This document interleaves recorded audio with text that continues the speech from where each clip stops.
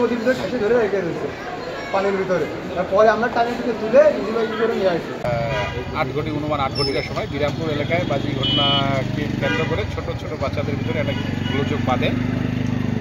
পরবর্তী এর সাথে 20-25 বছর বয়সের ছেলেমেয়েরা জড়িয়ে দেয়। এই নিয়ে দুই পক্ষের মধ্যে মারামারি হয়। মারামারি হলে কয়েকজন সিভিয়ার ইনজুর্ড হয়, একজন হাসপাতালে চিকিৎসারত অবস্থায় মারা যায়, একজনকে রেফার করে।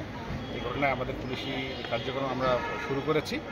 প্রকৃত ঘটনার সাথে যারা জড়িত তাদের লক্ষ্যে আমরা অভিযান শুরু করেছি।